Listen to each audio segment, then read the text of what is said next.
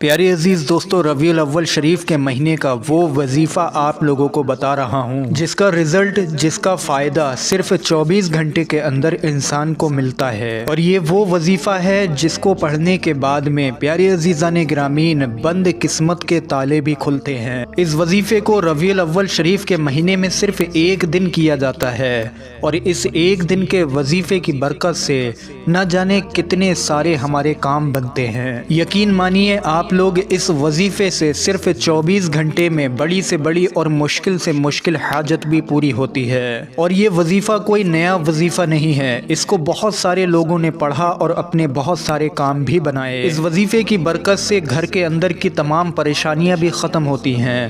اس وظیفے کی برکت سے انسان اور اس کے گھر کے اوپر اور اس کے کاروبار کے اوپر لگی ہوئی بندش بھی ہٹ جاتی ہے۔ آپ سبھی لوگوں سے گزارش ہے ویڈیو پر ایک لائک ضرور کر دیں اور سب آپ کی نیت سے ویڈیو کو آگے شیئر بھی ضرور کریں۔ پیارے عزیزان گرامین، ذرا سا سوچنے والی بات ہے، ذرا سا اپنے دماغ پر آپ لوگ زور کیجئے کہ اللہ تبارک و تعالیٰ نے اس مبارک مہینے کو ہمارے پیارے آقا کریم صلی اللہ علیہ وسلم کی ولادت کے لیے کیوں چنا؟ ضرور ہی اللہ تبارک و تعالیٰ کی اس میں کوئی نہ کوئی صفت ہوگی، ضرور اس مہینے کی بہت بڑی عظمت ہوگی جو ہمارے آقا کریم صلی اللہ علیہ وسلم اس مبارک مہینے کے اندر تشریف لائے۔ بہرحال میں آپ لوگوں کو صرف اتنا بتا دوں کہ اس مہینے کی عظمت نرالی ہے۔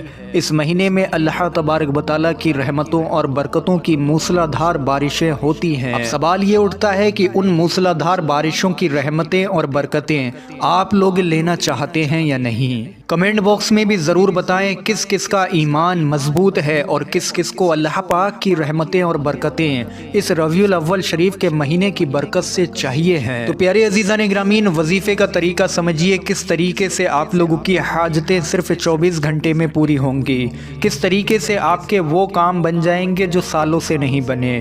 پیارے عزیزان گرامین، اس وظیفے کو پڑھنے کے لیے آپ لوگ رات ہو یا دن ہو خاموشی سے ایک جگہ بیٹھیں گے، چاہے تو زمین پر بیٹھ سکتے ہیں، بیڈ پر بیٹھ سکتے ہیں، چارپائی پر بیٹھ سکتے ہیں، چٹائی پر بیٹھ سکتے ہیں، مسجد میں بیٹھ کر بھی یہ وظیفہ پڑھا جا سکتا ہے۔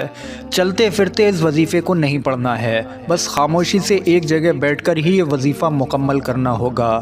اس وظیفے کو پڑھنے کے لیے آپ کا وضو سے ہونا ضروری ہے، یعنی کہ پاکی حالت بھی لازمی آپ لوگوں کی ہونا چاہیے۔ خواتین حضرات اگر حیض کی حالت میں ہیں تو وہ اس وظیفے کو ابھی نہ کریں، پورا مہینہ ہے، آگے چل کر بھی یہ وظیفہ کیا جا سکتا ہے۔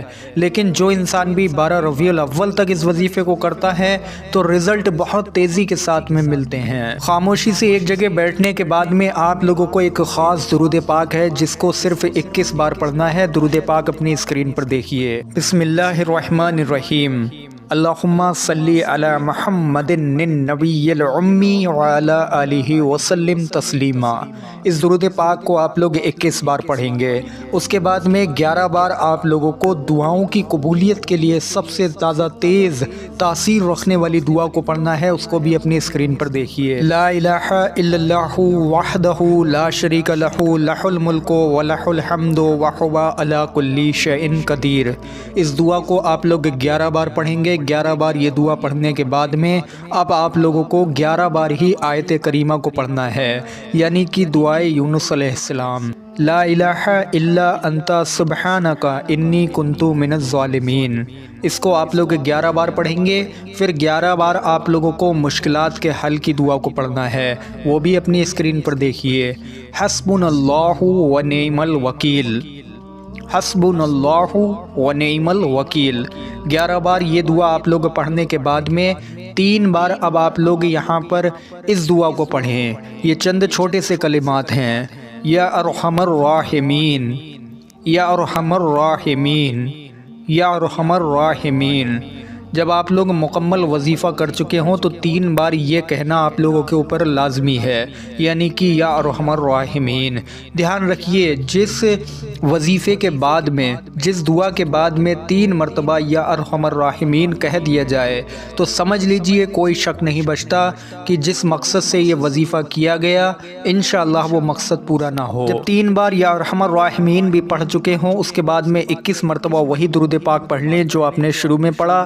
यानी कि अल्लाहुम्मा सल्ली अला मुहम्मदिन नबील उम्मी व अला आलिहि वसल्लम तस्लीमा। ये वजीफ़ा यहाँ पर मुकम्मल हो जाएगा। ध्यान रखिए कि आप लोग अगर कोशिश करें, बेहतर है कि रात के वक्त में इस मुबारक अमल को करें, क्योंकि रात के पहर में आप लोग इसको आसानी से पढ़ सकते हैं बिना किसी झिझक के, बिना किसी शर्म के।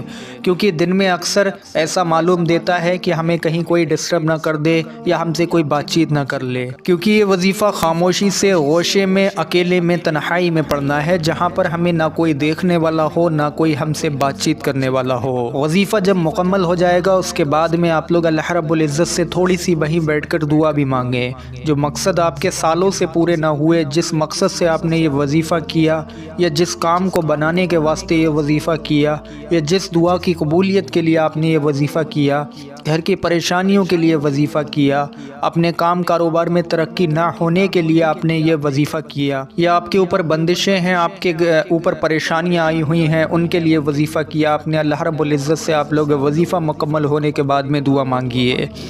इन मुबारक दिनों में सिर्फ़ एक दिन का ये वजीफ़ा इंशाअल्लाह तबारक व तआला किसी की भी ज़िंदगी को पूरी तरीके से बदल सकता है, बशर्ते खुलूस से, दिल से, नेक नीयत से, ईमानदारी से, जायज़ मकसदों के लिए ये मुकम्मल वजीफ़ा किया जाए।